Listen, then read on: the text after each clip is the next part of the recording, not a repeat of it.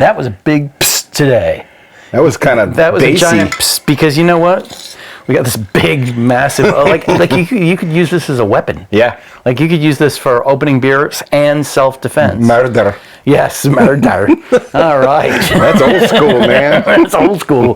That is an old school opener right there. Well, hello, Lee Christopher Hall. Well, hello, Gerald It's Brunst. cold as shit outside. Oh, yes. It was like 2 degrees when I got out of bed yesterday morning. Yeah, no, it's brutal. No, it is brutal. It's middle of winter, and so we're hiding here in your basement drinking beer. Yeah. But you know what? I do have to lodge a complaint.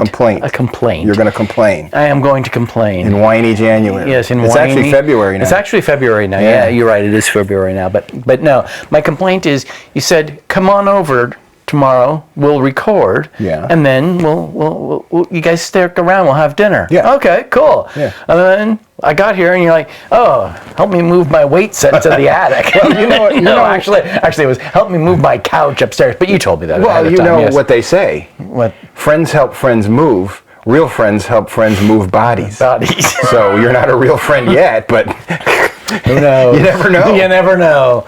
But anyway, so here we are. Yeah. And, on the last episode, we talked about high school, at the end of high school, the last 2 years of high school, right up to our graduation and the shenanigans at graduation.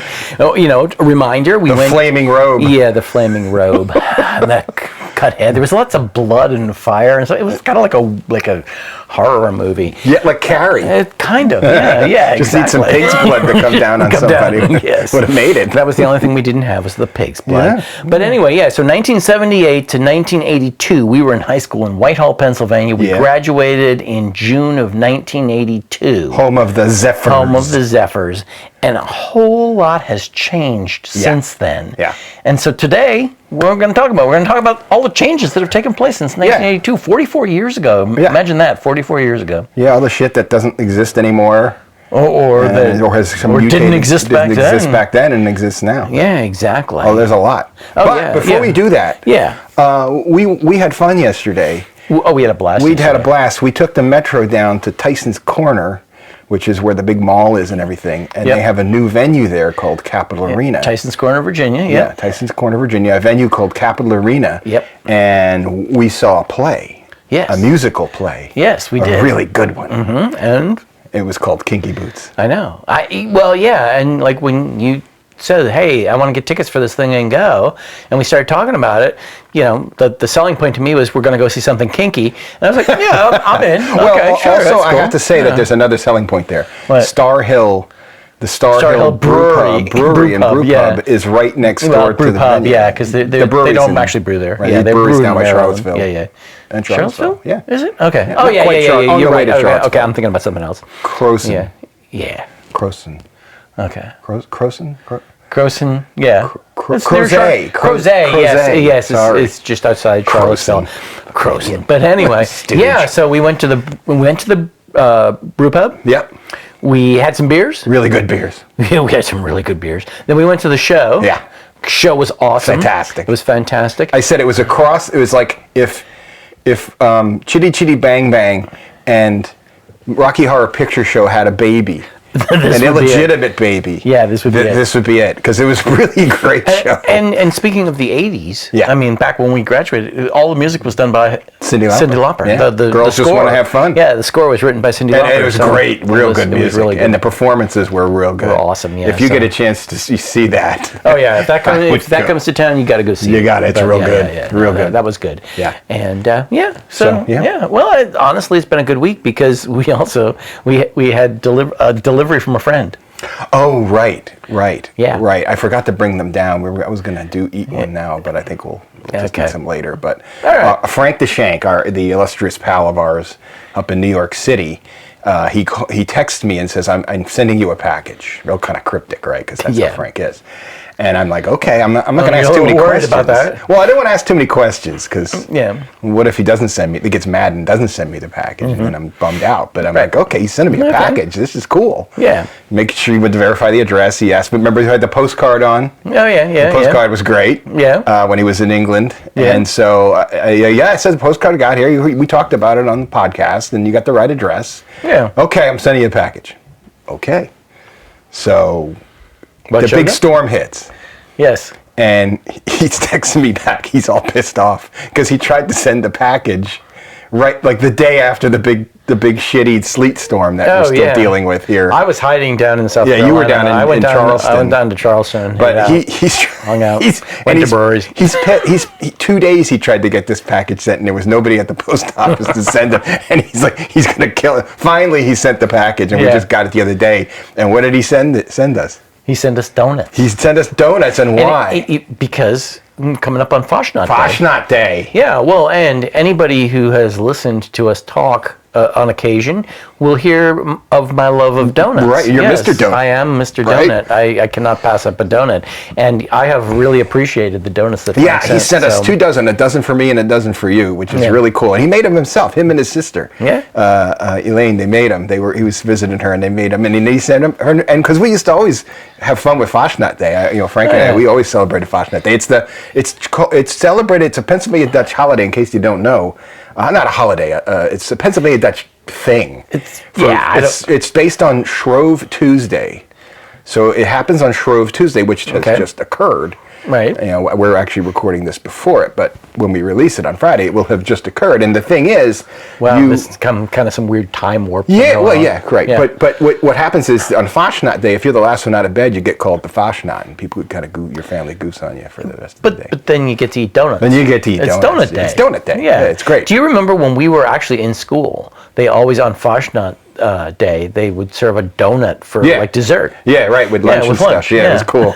Yeah, Fashionat's a great day. Yeah, I really like it. So that was so cool. So thank you, Frank. Any day that has a donut involved, I like it. But thank you, Frank. I'm going to work on Frank. I want to get him on this podcast, even if he calls in, because I have a really good idea for some fun stuff with Frankie. Well, we'll have to do that. But before we jump into things here and really start talking about how things have just changed so much since 1982, since our graduation, we're going to try our first beer. Yeah. So here, let's go. I popped that open already for you with the giant opener. Man, that's nice and cold. I'm going to give it to you. Oh, yes, because it is freezing here. I think the high is 20 degrees here today. Yeah. And I think we passed that and it started dropping, and this was sitting in my garage before I came over. And so, it's cold. And by the way, I want to say that storm was, for us here in Northern Virginia, you missed it, but it was a piece of shit. It was the worst, most annoying bullshit.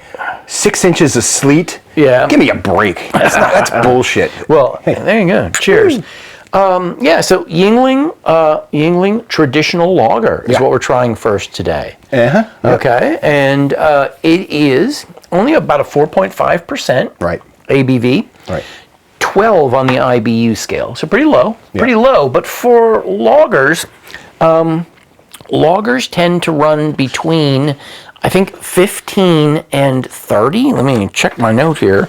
But 15 and 30, check the scale here, is the traditional lager. So this is really on the low end in terms of the hoppiness, But overall, what do you think about this? Well, it's Yuengling, and we know Yuengling real well. We've always partaken of Yuengling over the years, and all the different flavors of Yuengling are good too. Oh yeah. I like the maltiness of it. Oh, I do too. It is malty, and there's a reason why I picked this one to start today, right? Because if you take a look at the Yuengling Lager, Yuengling it's in Pottsville, Pennsylvania. Right? It's just up the line. Headquartered in Pottsville, Pennsylvania, which is about 30 minutes from where we grew up. Yeah. And that's where Marty grew up. Oh, really? Near there, yeah. Oh, I didn't know that. Yeah, okay. He was our guest. Oh, yes, he was. With Hawk Mountain Brewing. Marty Rome. Episode, yeah. Shout out to the Big M. But so it's been there since, let me double check this to make sure I get the right date. It was founded in 1829. That's crazy. 1829 by a German immigrant, a guy who came from a brewing family in Germany, but he was like the youngest son, so there was no way he was going to inherit the family business. So he came to America and started his own brewery. That's crazy. He came through Philadelphia, moved his way out to Pottsville, and started a brewery. And it's fascinating. If you get a chance, they have a video on their website, the Yuengling Brewery website, that goes through the history like right up to present day, and I found it very interesting. There's all kinds of stuff that I would love to talk about, but we don't have the time to talk about it today. Yeah, that's cool. But I'd say go check that out. It's really cool. But the whole point is, this beer back in 1982 when we graduated was a very local beer there in the Lehigh Valley, and for the most part, like, the only people that drank it were old men. like I always thought, like when I was in high school, I was like, hey, you got to be at least 50 years old to drink a Yuengling. The geezers. The geezers, yeah, only the geezers. Geezer juice. And it turns out that they like really understood what good beer was. Yeah. But and from what I learned about them, they were on the verge of shutting down there in the early 80s. Yeah, but they didn't do the lager yet. Well, here's the thing with this Yuengling Lager that we're drinking right now.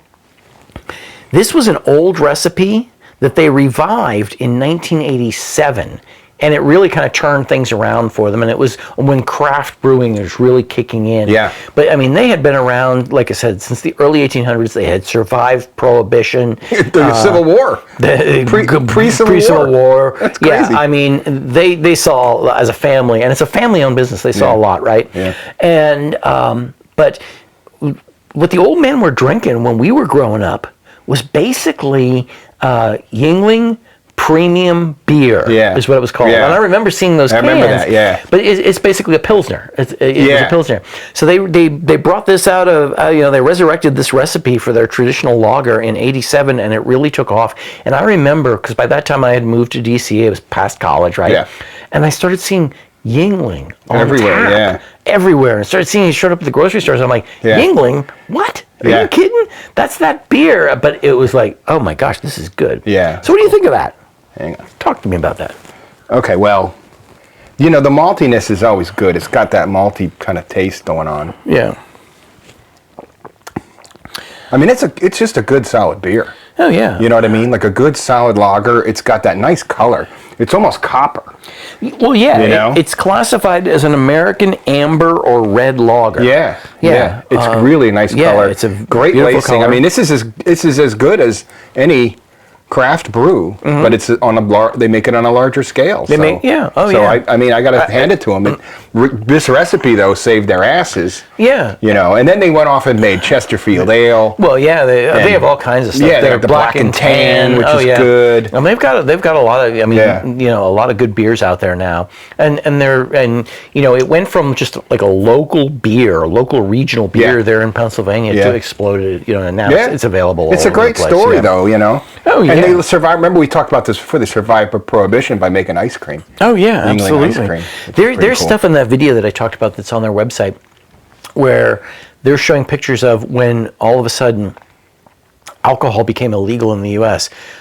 Busting open kegs, and pouring the beer out. Horror. It was hard to watch. It was very hard to watch. And you broke out in a cold sweat. Yes, and they got like cases of beer, and they're taking the bottles out and throwing them against the wall and smashing them. I'm like, I shed a tear. Angry. I did shed a tear. But there's stories on there also about like how like local breweries were like they were making beer and then they were running hoses out and down the street to where they were kegging to avoid being caught and stuff. That's pretty awesome, actually. Yeah. So didn't they? Their original thing isn't it in like a cave, so that they could lager in with the temperature control thing? Is that true? They dug out. It's not a cave. Side of a mountain. They dug out tunnels beneath the brewery and built a brewery on top of it.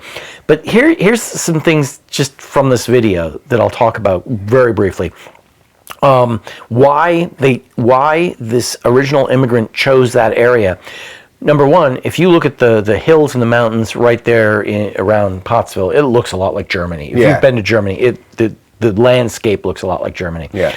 But the water profile is very similar to what you get in parts of Germany. So it was a good place to brew German-style beer. That makes sense because we learned from the Black Hoof guy who worked for the water company how important, how he would make his water he would actually create the chemical, adjust the water to match the region of the style he was making. Yeah. Which is pretty damn cool. Yeah, exactly. I mean, that guy I never thought of that. That's what a great idea. And Yuengling obviously thought of it because they probably had the water tested and said, yeah, this works. This works. And the other thing is, coal mining was becoming a big thing in the northeast of Pennsylvania, and so they could hire people to create the tunnels. Right. They had the miners. They had the miners. The miners, tunnels that wouldn't fall. Coal miners dug out and created the tunnels underneath where they did all their loggering. Maybe the coal miner's daughter helped too. Maybe they got the daughter in to help out. But anyway, so yeah, Yuengling. So where would you rate that beer? Well, geez, that's a 3.5 for sure. It's just a good beer. Okay. And it's a familiar taste. Yeah. Oh yeah. You know what I mean? Yeah. Like we know this beer, and right away you're like, oh yeah, that's a Yuengling. You know, it's got that. It's just a kind of almost kind of unique. I mean, there's not a lot of there's mass-produced lagers that are like this. Are like this. So no, this is a good beer and like a solid, like this is a go-to just if you want a good beer. I wish we could get the Chesterfield ales again. I can't find it anywhere. When I used to have to go to Pennsylvania for work all the time, I'd pick it up there and bring and you know, pick up a couple cases, throw it in the car. That's a good ale and bring it down. Hoppy as hell too. So I was actually up in Pennsylvania this past summer and bought some Chesterfield ale. Oh, so you didn't share it with me, did you? No, I drank it all before I got back. Fucker. Anyway, so you said a 3.5. Yeah, I give it a 3.5. All right, it's just good. Untapped, 474,000 reviews. Yowza. And average rating, 3.5 of 5. Yep. I'm on. You were on. I'm on. You nailed it. So, it's my day. It's your day. It's the universe paying me back for all the suffering of the fucking sleet I endured. Jesus. All right. Well, let's get into it. Let's talk go. about some of the changes we've seen. Right. I mean, let's start with technology. Technology has, over the last 40 plus years, 44, 45 years, has, I mean, just changed things drastically. Yeah. I mean, when we were in high school, like, my family didn't have a microwave oven. Right. And even, like, through college, I didn't have a microwave oven. But, you know, in 1982, I graduated high school. Wait, you didn't have one? No. Did you have a microwave oven in 82 when we graduated? Did your family have a microwave oven? I think we might have. You might have? Well, you were advanced. Because, okay. I mean, I don't think anybody in West Caddy can qualify as being advanced who grew up in West Caddy at that time. The truth is that the first microwave oven commercially available was called a radar range. Yeah, I remember that. And it came out in 1947, which was earlier than I thought. But here's a little piece of trivia for you. It was based on British radar technology developed in World War II. I say. Yes. I say, old chap. So you were just basically like using radar to cook your food. But you know, the microwave didn't really become affordable in the 70s until the late 70s. Yeah, I think we got one in the late 70s. Okay, yeah, so you went and had one in high school. Yeah. I didn't actually ever have a microwave available to me until after I graduated from college. Wow. And then I got a job. And then in 1987, I bought a microwave. Wow. And that was the first time I ever used a microwave. Primitive man. And then I would go home to visit my parents, and they bought a microwave, and it's like, you know, it was like a microwave party. 40 pounds, and like sitting on the counter, took up half the counter. Yeah, they were pretty big. But yeah, I mean, just think about it. We take it for granted today, but it was just really kind of coming to be in mainstream. Yeah. Well, now we've got air fryers. Oh, yeah. And my microwave can be an air fryer, too, which is really cool. We just got a new one because we redid the kitchen, so we got this microwave. It can be an air fryer too. Okay. So that's, I mean, and we were using our air fryers like crazy because those are cool. Never used one. It's freaking awesome. Yeah, those are good. Yeah, but the microwave now can do all kinds of different things. Oh yeah, but you know, I mean, it was a new thing back then. Yeah. I mean, not unlike home computers, right? Oh God. I mean, we talked about this before. We've talked about this before. My old TI-99. Yeah, we talked about this a little bit when we talked about our last 2 years in high school. But, home computers were pretty rare, too. Yeah, I didn't actually... But when I was in grad school at Maryland, I actually got an Amiga home computer. But that was later in the 80s. Which is in the... right up to about 88, 89. Uh-huh. And I had the Amiga, and I got it because... it could put the video toaster in it, which we used professionally. Oh, okay. And then that's how I learned 3D animation. But I had the Amiga before they had the toaster, which was like in the 90s. Yeah. I had it, and I used it as a word processor to do all my papers. Okay. But the funniest thing was I had a dot matrix printer, and that's another thing we don't see anymore. Oh, yeah. Which went bzzz, bzzz, and it was all little dots, which made up the letters, and it looked like shit. Yeah. Yeah. And you had to peel. It had like these holes. Yeah. It was fed with holes on the edges. Well, that's how it pulled the paper. That's how it pulled the paper through. Yeah. And then you had to peel off the holes. They were perforated. Yeah. And then you had to funny looking bullshit. Oh, but I used to do my screenplays in grad school on this Amiga with a dot matrix printer. Well, see, and it would take forever to print. I think like I bought a crappy old typewriter, not even a word processor, but a typewriter before, like once I got into college, because I needed to be able to type papers and stuff. Yeah. But home computers, no, there was no home computer. Well, my wife had the best typewriter when we were dating. She was at Maryland, I was a grad student. That what first attracted you to her? It was. She had a hot typewriter. You got a hot typewriter. No, she had a typewriter that love your typewriter. It had a memory in it. Mm-hmm. So you could type a sentence, and it had an automatic whiteout thing, cartridge. Okay. So if you wanted to change it, you could go back and change like so many characters. Like it couldn't go too far, but you could go back and it would type over, white it out, and then type in the right thing on top of it. No wonder you dated her. It is sexy.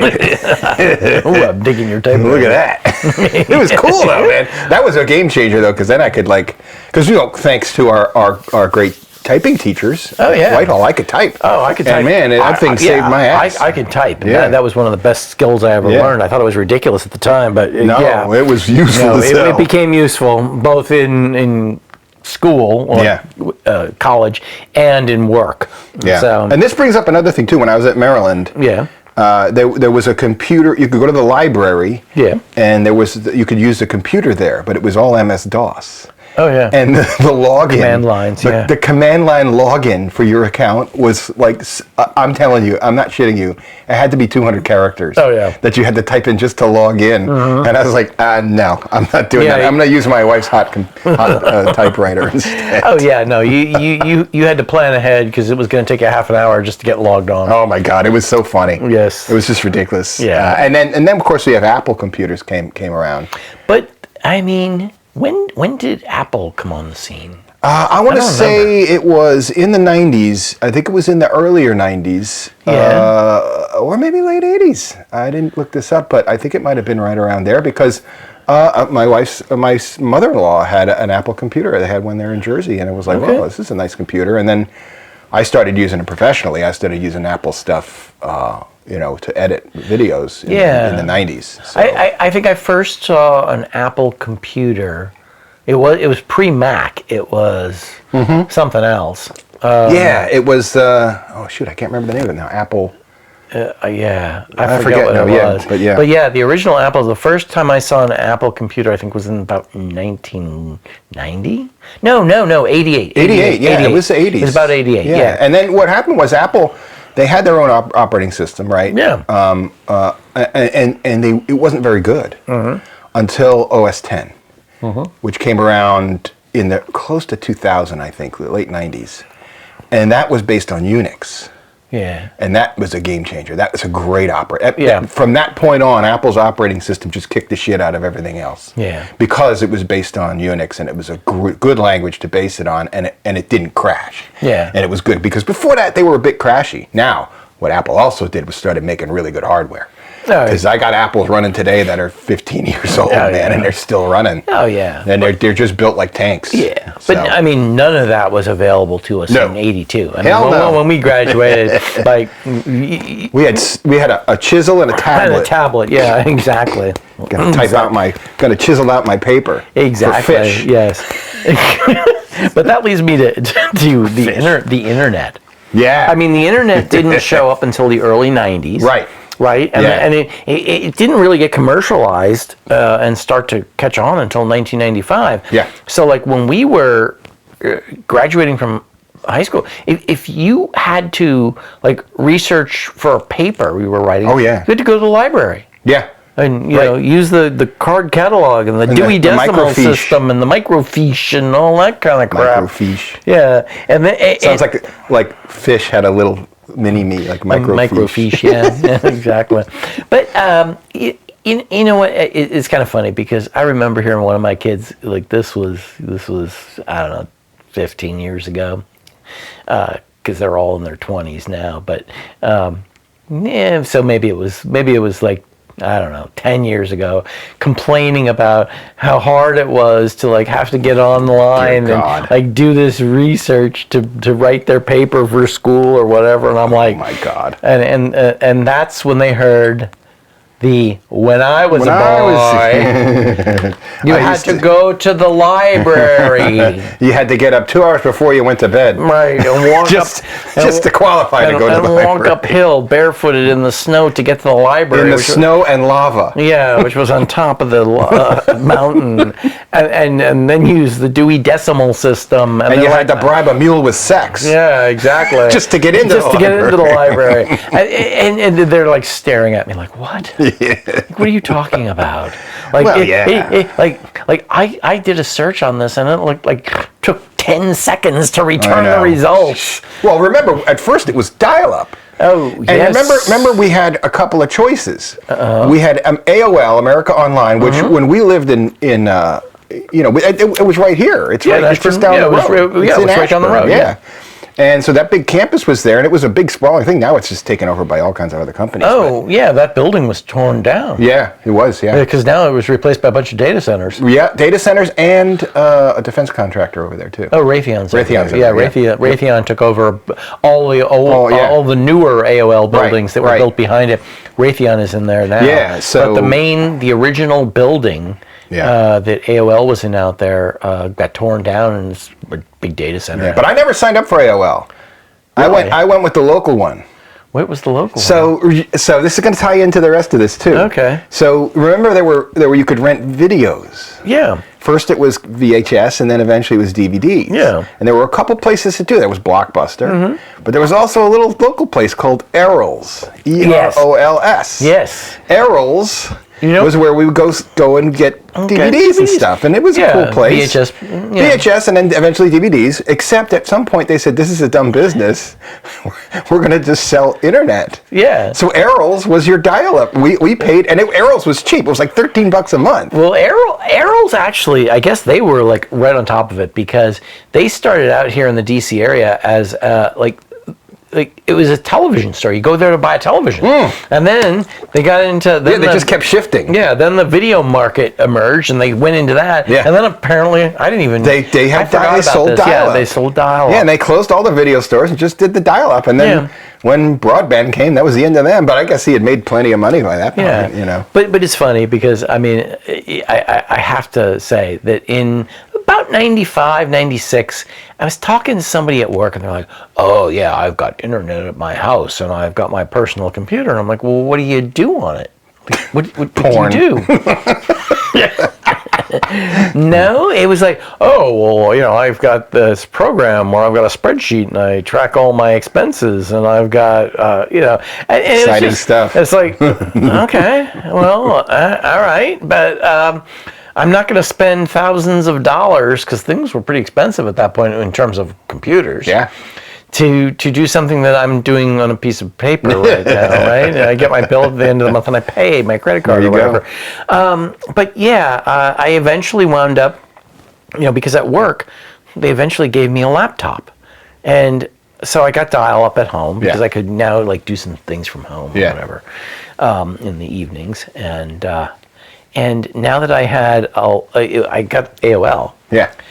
And like people that I knew who had computers, like, "Oh, you've got an email address. Oh, whoa, that's great." And most of what was happening that was not work related was people sending around stupid jokes. Yeah. Joke emails. And I'm like, what the hell is this? This is a waste of time.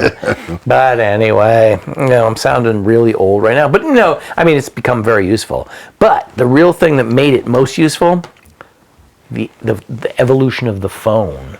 Right? Yeah. The getting us to the smartphone, right? Everybody's carrying around a computer in their pocket now. Yeah, and remember too, back right around 2000, Broadband was expensive. Oh yeah. Like to get high-speed internet was costly as shit. Yeah. And but right around then it changed. Yeah. It became cheaper, and it just became more accessible to everybody. Yeah. Right around 2000, 2002, that time, and all of a sudden it was just, the floodgates open. Now broadband It's just everywhere. is everywhere, and it's just one of your utilities you pay. So. Oh yeah. So it's basically becoming. But yeah, utility. the phones now. Oh, yeah. The transition from rotary phones. Oh yeah, I mean when I grew up, when I was a kid, I even like in '82 when we graduated, you've got a rotary phone over there. I did. But in '82 when we graduated, I had a rotary phone on the wall in the kitchen in my house with get this kids, a cord attached to the wall. Yeah. And so you could only go so far from the actual base unit. But it was attached to the wall. you had a real long cord. Yeah, I mean, you had a longer cord, but they had these really long cords. Yeah, but I mean, it was a rotary phone, rotary dial phone attached to the kitchen wall. Yeah, yeah, and then I mean, I remember eventually we got to cordless. Yeah, cordless and phones. push button too. And push button. Right, push button and cordless. Yeah, with a little antenna on them that you pulled out. Yeah, exactly. You had to have an antenna to walk around the house. To get 3 feet, you had to have an antenna. It was pretty big. Yeah. Like a foot long. Yeah. And about 3 or 4 inches wide. Yeah. With a big old antenna sticking out. And that was just a cordless phone within the house. Right. But then the emergence of the cell phone, and when it finally got to the point where like people like there were car phones and stuff. Right. Yeah, I remember that. I remember some people I knew. They had like one of the first car phones. Yeah. And it was like it was like hardwired into the car. Yeah. Yeah, and you needed like the car battery. Yeah, to and run it was expensive. It was expensive. You had to pay for. Yeah, and it wasn't cellular. It was something else. I don't know what it was. I don't even know what Who it the hell was. knows? But I remember above my pay grade. I remember like the first cell phone that I had was about the size of a small half a brick. Okay? Yeah. And you had an antenna you had to pull up. Right.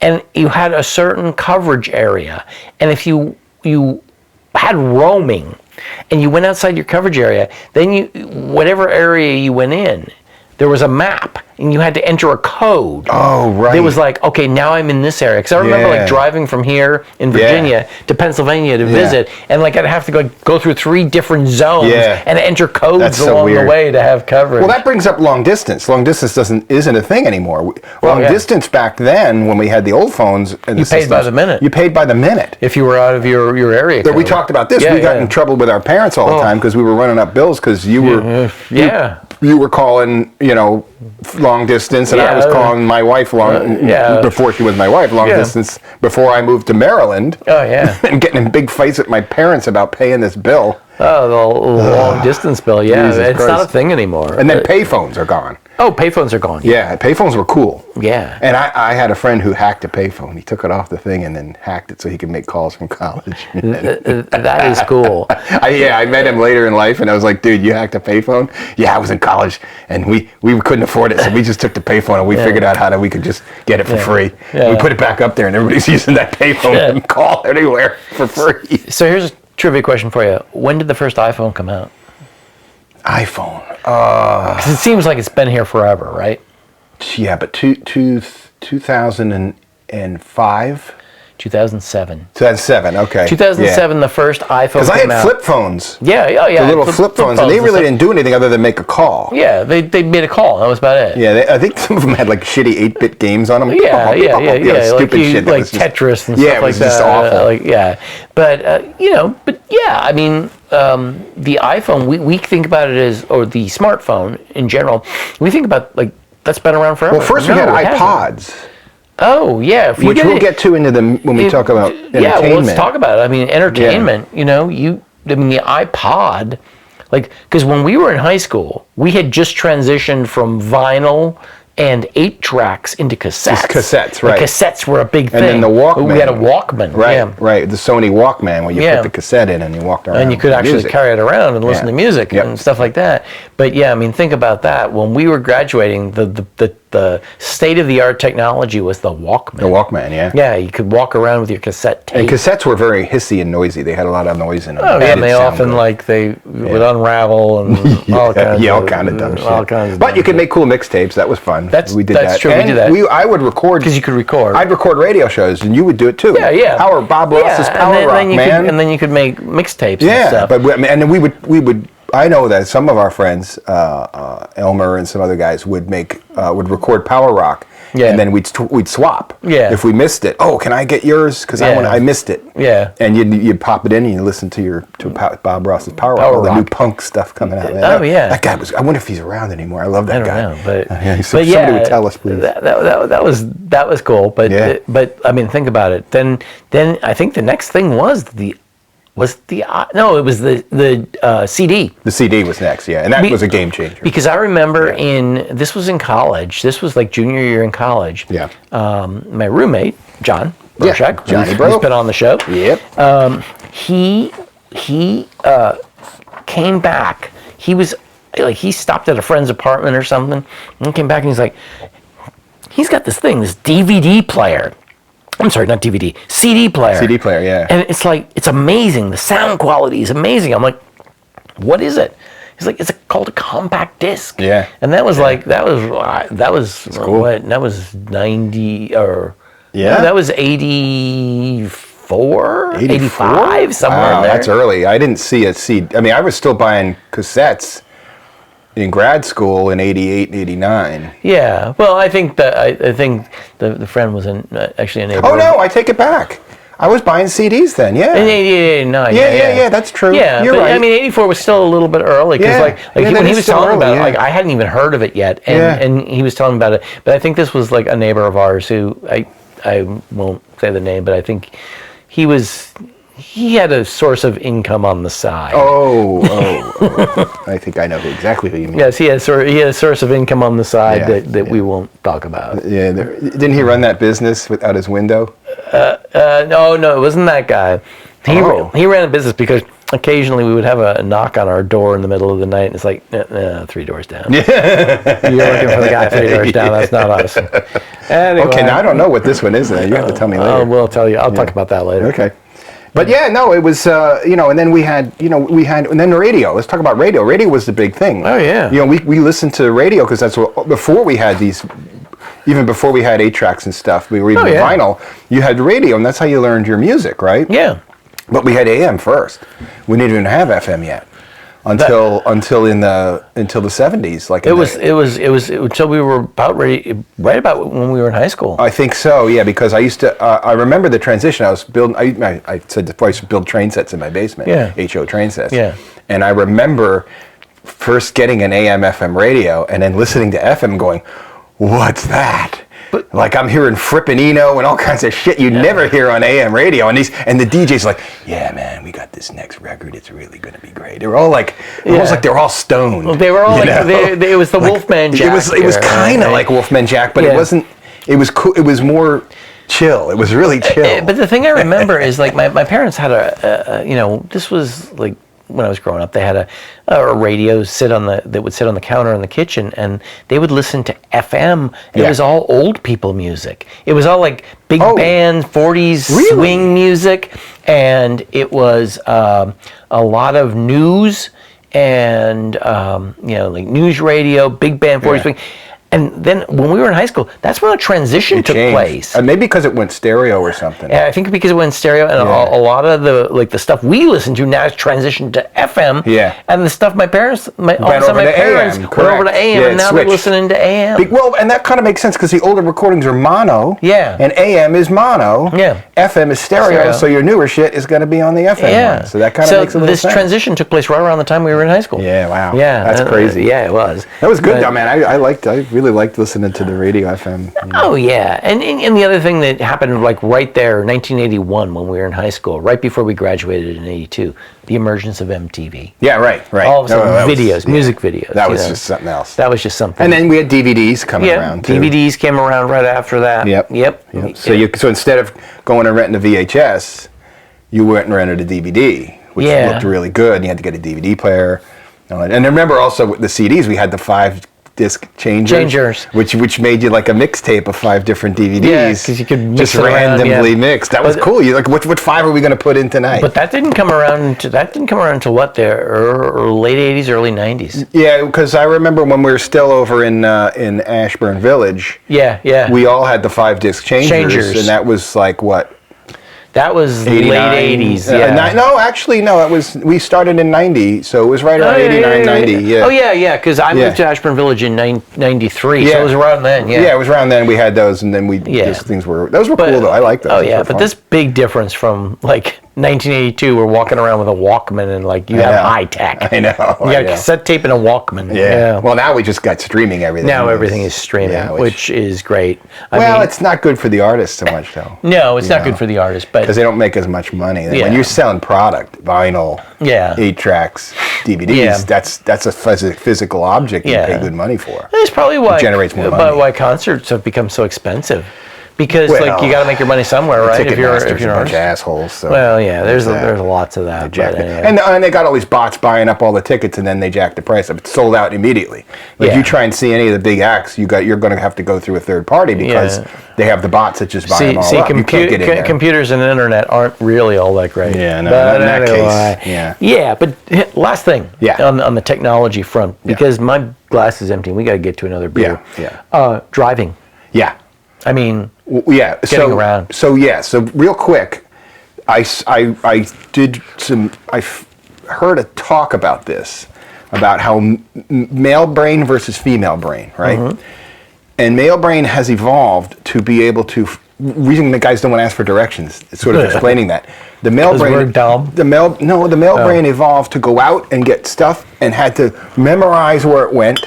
Mm-hmm. Get the food and then come back to the family. The female brain stayed at home taking care of the kids and everything, but also picking. And so the other thing is that female brain can recognize color differentiation better than the male. Has evolved to do that, so they know that this is good to eat and this is not, based on the color variation. The male brain doesn't know shit about color because they're out there hunting the woolly mammoth to bring back. And they have to know how to get there and then how to get the hell back home. So you have to memorize that. But the funny thing is, because of technology now, the male brain is going to evolve out of that. And we're not going to be able to do shit. Because we now rely on our phone and Waze and whatever to get us there and back, and we don't have to memorize anything or memorize them like we did. We used to have maps. We'd get an atlas, and you'd go, okay, I got to take this road to this road to this road, and there's my map, and I got to. And then eventually, when you get good at it, you don't need the map anymore because you know how to go.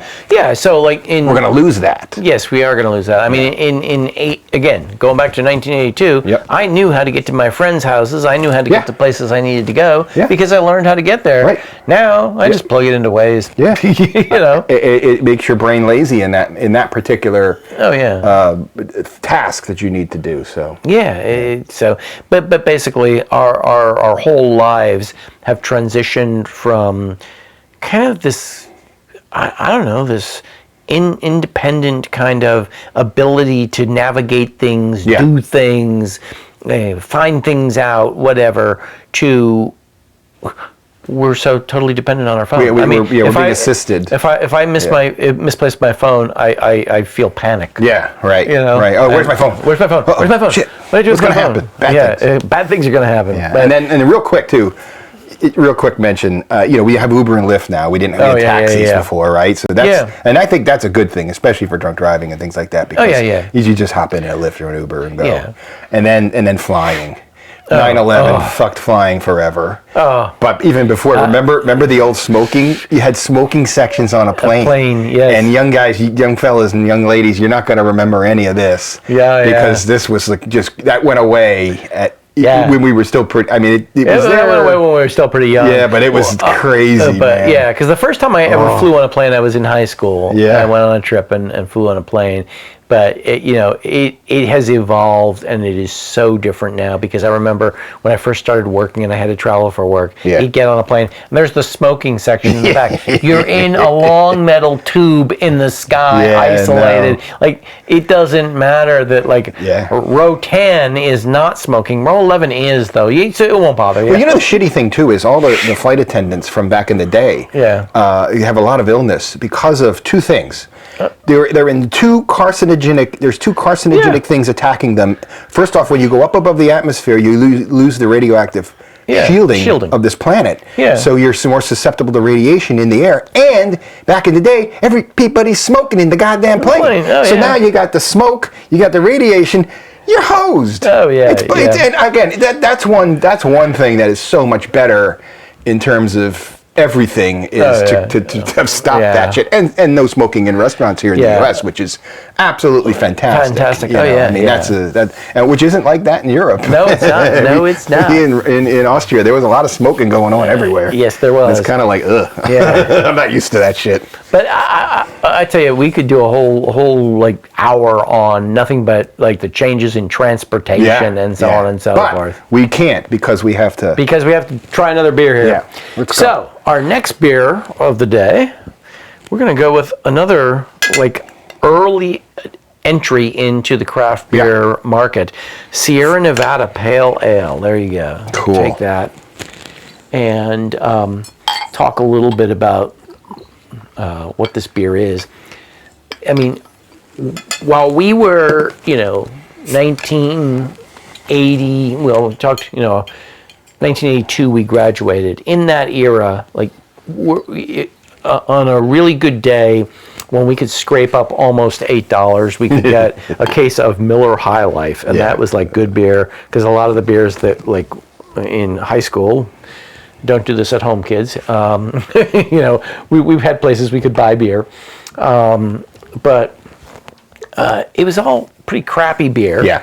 And what was going on the West Coast, because we were there in Pennsylvania. Yeah. But out on the West Coast, the craft brew industry was starting to emerge. Yeah. Right? 1980, Sierra Nevada opened their doors with this beer, Pale Ale, their Sierra Nevada Pale Ale, which is, I remember when this came out. Oh, yeah, I do when too. we were able to get it, we were here. Yeah. We were down here in Virginia, and I remember seeing that. You'd get the Sierra Nevada Pale Ale. Oh, yeah. But they're based in Chico, California, and this was another situation where a home brewer was like, all right, screw this, I'm going to start making good beer. Yeah, and their slogan now is so funny, is family owned and argued over since, 1980, whatever. Yeah, 1980. Owned and argued over. It's so great. Yeah. So this is, an American Pale Ale. Yeah. So how would you describe it? Well, this is crisp, hoppy, clear, very clear, golden color, rich golden color. Yeah. But the hops are there's a lot of hops here. It's really cooking with the hops. So, and it always has been. It always has been. This has been a good hoppy. I mean, this one's going to tingle your tongue because it's hoppy as hell. And it's delicious. Oh yeah, it's a really good beer. And this, I remember when I first saw it, it's like, wow, this is different. And this is ice cold too. It's got taste to it. People say, "Oh, the beer's too cold, you can't taste it." No. You if you can't taste those hops, you got a problem. It's fantastic. Yeah, you got some other problem you got to deal with. So before you even say it, this is 4.0, easy. You're gonna give it a 4.0? Give it an easy 4. Okay. Well, you described it as hoppy. You described it as crisp. A lot of people describe it as hoppy and clean, which I think is equivalent to crisp. Clean. Smooth. Some people say it's sweet. Do you get a sweetness? Oh, hell no. I don't get sweet out of this at all.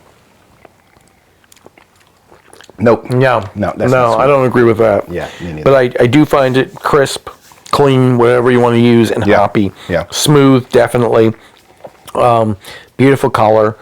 544,000 reviews on Untapped, and you said 4.0 out of 5. Average rating 3.62 out of 5. Okay. Yeah. So I like this beer. I've always liked this beer. I've always liked this beer. Yeah. I've always liked the Sierra Nevada products. Almost everything they make is delicious. Oh yeah, it's really good. We just reviewed. Remember, we reviewed the Yeah, we reviewed their winter pack. The winter pack, the snow pack. Yeah, the snow pack, and that was good. Everything was good. And one of my favorite beers of all time is their Christmas beer, their Celebration. Yeah, that is good. You know, it was funny yesterday when we were at Star Hill. I want to mention this. We had that Snowblind Doppelbock. Oh yeah, that was good. Was that good? Oh yeah, if you can get yourself some of that Snowblind Doppelbock from Star Hill, absolutely. That was outrageously good. But this the Sierra Nevada, this pale ale, not too high on the alcohol, 5.6%. Yeah. 38 on the IBU scale. Okay. Which is about middle of the road for pale ales, because pale ales tend to run 30 to 50 on the IBU scale. Yeah. So even though this is very hoppy, it's not real high. Not crazy. Yeah. Yeah, not crazy. And again, when this first came out, it was pretty on the higher end of what you could get poppy wise. Oh yeah, so, compared to what was And also your taste buds get used to hops if you drink enough of it like we do. So but good one. Yeah, good choice. Exactly. But yeah, good history there too. One of the first craft breweries. One of the first craft breweries when things started to change. Yeah. But yes, things were starting to change when we were right there on the cusp of getting out into the real world. Yeah. Speaking of change, some other things culturally that have changed since we were kids, like snow days. Oh, we had snow days, man. Oh yeah, snow days very relevant right now with all the snow outside around us. And the kids have had off. It was almost the whole week. School was closed all week. Yeah, all week. Yeah, it was. Again, this is a shit show. What we have here in Northern Virginia. But I'm not going to mince words on it. One of the weathermen called it the Great Encasement. It was like we just got shit dumped on us that then froze solid and couldn't be moved. Just a pain in the ass. And I love winter weather. Yeah. I love snow. Yeah. I love cold. This I don't love. This is just nothing I've ever seen. It's just shit. So. Yeah, but I mean, but where we grew up, and maybe it's regional. I don't know. But when we grew up, like if we got less than 6 inches, you were never seeing school closed for less than 6 inches. No, you were going. And what I've seen around here, living here for 40 years here in Virginia. If there's an inch of snow on the ground, schools are closed. You know what's funny though with COVID, it almost seems like you could abolish. You just school from home. Yeah, because during COVID it was very easily demonstrated that you could just if everybody can't come in, you just have a little Zoom to have your curricula ready, and you just do a little Zoomy thing. I actually said that during COVID that there will never be another snow day again, and I was wrong. Me too. I thought that's it. That's it. Yeah. Sorry, kids. Snow days are a thing of the past, but apparently not, because they were off all week. But the other thing was when we were kids, sick days. Yeah. And I think some of this revolves around changes with COVID too. When we were kids, in the 80s, if you had blood coming out of your eyeballs, you could stay home. If you had a bone sticking through the skin, you could stay home.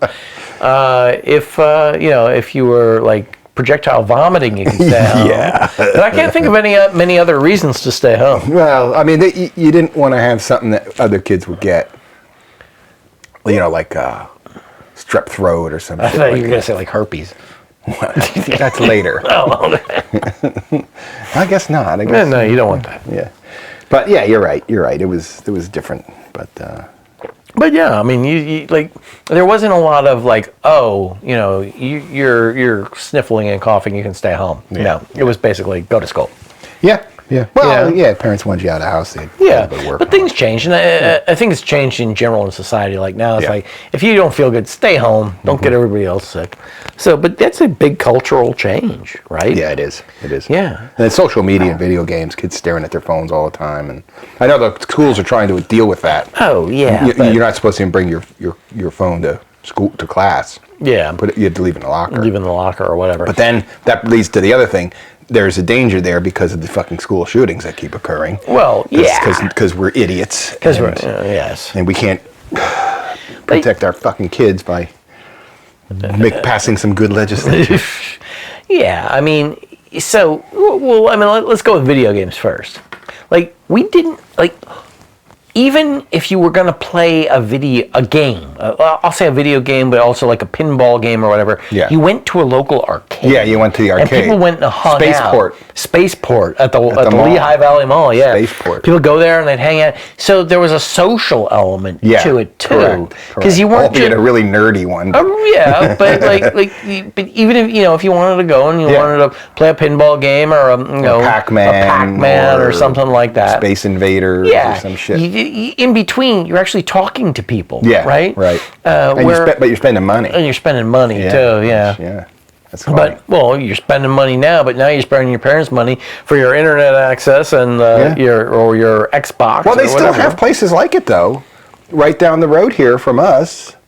The laser tag place. Oh yeah, and they have all kinds of like more immersive kind of racing games. The laser tag place went out of business. Did it? Yeah, I was over there the other day. Oh shit! Yeah, it's we used to go there New Year's Eve. We used to take the kids there when the kids were little and play laser tag. Drink beer while the kids played laser tag. Well, and I used to love to go in and play laser tag with the kids too. I hate laser tag. I know, I loved it. I'm a big kid. I hate it. I'll run around and I want nothing to do with laser tag. I don't know why. I just don't like it.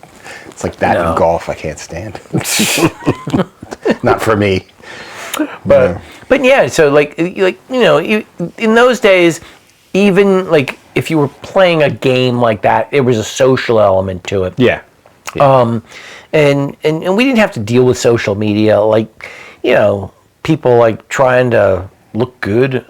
Like with their stupid selfies and all this other crap. It's true. So it just wasn't a thing when we were kids. No. And I think it really has ruined. I'm going to sound old here for a minute. You are. You're on that precipice there, buddy. I'm on the precipice, but no, both toes over the edge. Like I listen to the kids talk, and like they lack social skills. Well, they don't know how to interact. They don't know. Well, they don't get out and interact with each other. They just sit there behind their screen.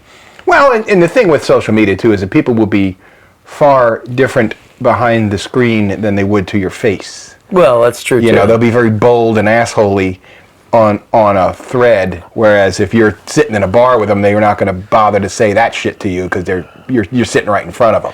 Right. And you could reach out and go. Well, and I think and they'll be way bolder that way, which is it's kind of shitty. Well, and I think that even like as kids, right, and high school kids, like I think people are more willing to bully somebody when they're not sitting in front. Exactly, yeah, and all the bullying online is so awful. Kids commit suicide over it and everything. It's really shitty. Yeah, it's like we didn't have to deal with any of that. Yeah, no, we had real bullies. We had real bullies. But again, it's easier to confront a real bully than it is to confront somebody online who's hiding behind their mouse and their screen, right? True. Yeah. But school shootings, though. Yeah, that was the thing. Like, we didn't have active shooter drills as kids, right? That wasn't a thing. No. Like, 1982, we never had anything like that. No. Right? No. No, that's the most awful thing ever. It is the most awful thing ever. It's just, and it can be stopped. Yeah. Everyone has to put their head to it and go, bullshit. We're gonna figure out how to stop There's ways this. to do it. Yeah. But we're fucked right now. Everything's just fucked. Yeah. So. Let's get to the next beer, man. A lot of things can happen if you have the will to do it, right? Yeah. All right, so. Last one, man. Last beer of the day. Let's get this going. This is another one that, again, talking about the evolution of beer here. Sam Adams Boston Lager. There you go. Sam Adams Boston Lager. The original Boston Lager, huh? The original Boston Lager. Yep. So the Sam Adams brewery really it came into being in 1984, so 2 years after we graduated. Yeah. Right. Right. Yeah. But here you go. But Jim Cook. Yep. That's all right. Yeah. Jim Cook. Was working on the recipe in the early 80s. And he was a home brewer, right? He was a home brewer. Yeah. Again, another home brewer. Yeah. In the early 1980s, he found this recipe. He was a home brewer. He found this recipe in his father's attic, and it was his great-great-grandfather's recipe for a lager. Yeah. And he started brewing it. And in 1984, decided, I'm going to take this commercial and start a brewery. Yeah. And that started Samuel Adams. Yeah, I mean, I remember when this came out. This was like a big epiphany day. This was like a really good craft beer. Craft beer.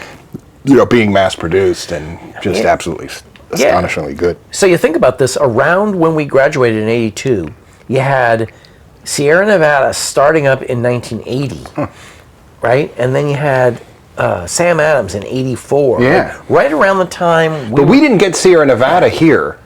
No. Until later, because it was West Coast. We got this sooner, yeah. Yeah. But like a craft brewing was really starting to emerge right around the time we were getting out of high school. Yeah. And obviously has blossomed over the years, right? Yeah. So though it's kind of in a little bit of having a little bit of problems now. A lot of people aren't drinking as much beer anymore. It's in a little bit of a lull because younger people aren't drinking as much beer. We need to fix that. Come on, younger people. And the market kind of got saturated too. That's true. That's true. You know, the market kind of got saturated, so that's part of the problem. But it's not a problem in like Germany. Problem. Like Germany, every town has beer, has their own little beer place. So bullshit.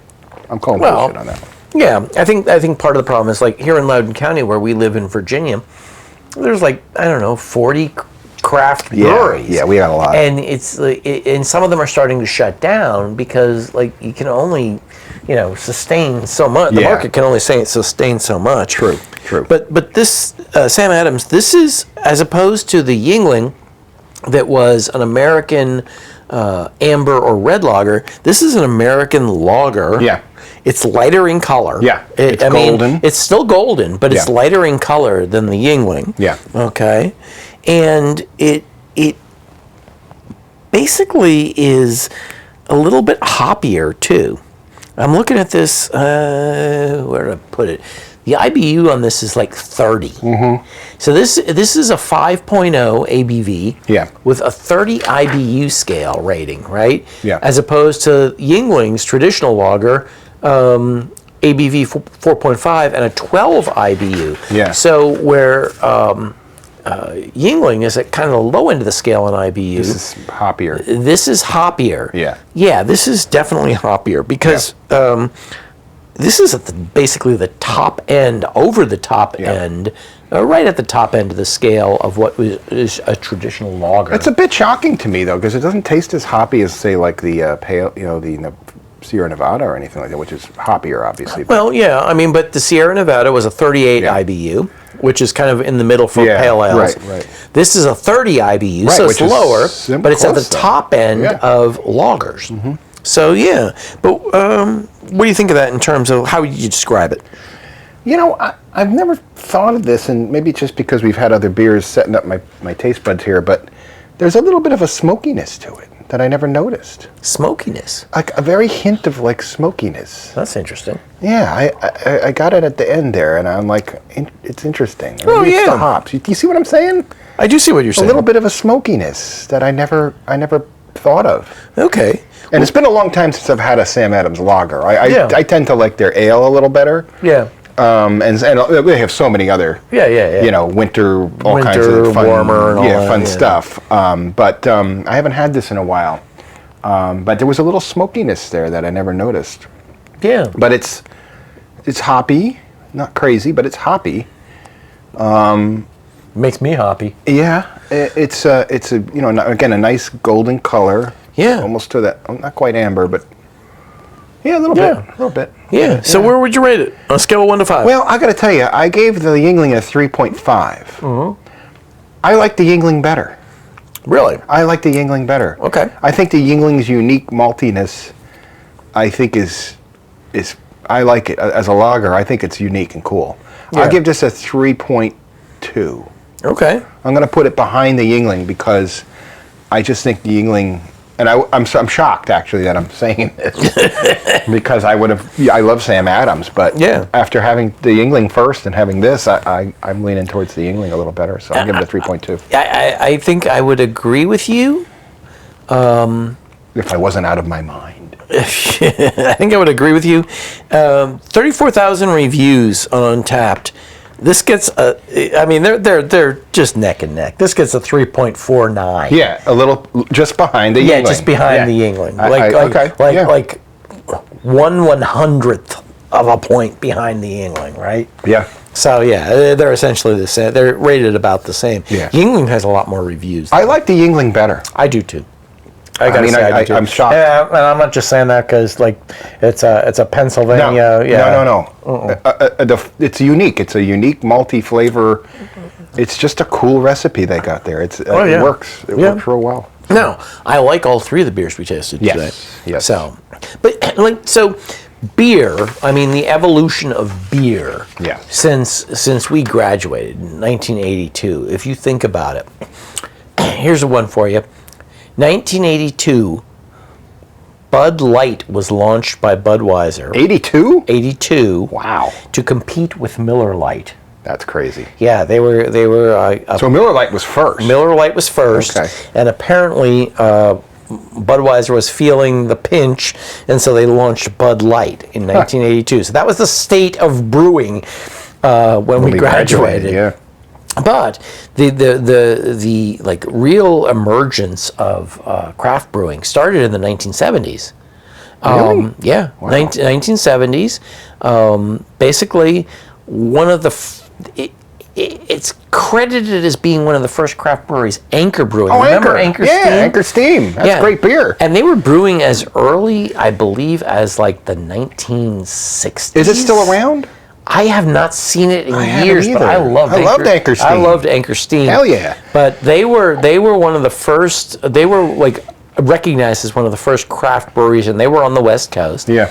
And then in 1978, we've talked about this before, Jimmy Carter legalized home brewing. Thank you, Jimmy Carter. Yeah, well, yeah. Right, 1978, and that like really kind of spurred a lot of people to start brewing. Yeah. And a lot of the home brewers became the craft brewers, right? Yeah. And then in the 1980s, it starts really taking off. Right. 82 again, the year we graduated. Yeah. California passed a brew pub law allowing small brewers to sell directly to consumers. That's cool. That's that's like 1982. Thanks, dudes. 1980 to 1984 was kind of like a watershed, period How for funny. brewing. Exactly. And and they talk about the fact that like some of the entrepreneurs like Ken Grossman, Sierra Nevada, and Jim Koch from Sam Adams really started brewing in that window, and that was like kind of the turning point. Yeah. So and then things went wild. And then things went wild in the 90s, right? And all kinds of places Dominion started opening up. and Oh yeah. All our good stuff. Dominion was around here in the 80s. Yeah, I know. Yeah. It's great. I think it was about 1995. Dogfish Head. Dogfish Head, yeah. Yeah, and so like Sam Caglione. Yep, things started taking off, and Muhlenberg. Yep. Alumni. Yep. So, but things like started to grow, and by 2023, end of 2023, there were 9,000 breweries in the U.S. That's whereas crazy. in like the 80s, I think I recall there were only a few hundred. Mm-hmm. Like there was hundreds, now there were thousands. That's crazy. So yeah. Anyway, but we've been yapping for a long time. We've been yapping for a long time today. Been drinking for a long time too. Yeah. Well, there's nothing wrong with that. But yeah, let's talk about some shout outs and things. Okay. Who do we got? Here we go. I don't know. We already shout out to Frank and thank him for the donuts. Yeah, we got to shout out to Frank. We got to shout out Frank, thank him for the donuts. Yeah, thank you, Frank, for the donuts, man. That was really nice of you, and I'm gonna get you on here one day. Yeah. Even if it's I want him in person though, because he's Frank. So. Yeah. All right. Well, if you liked it, like us, share us, subscribe to us. We're on all the platforms. We are. Make your hands up, dudes.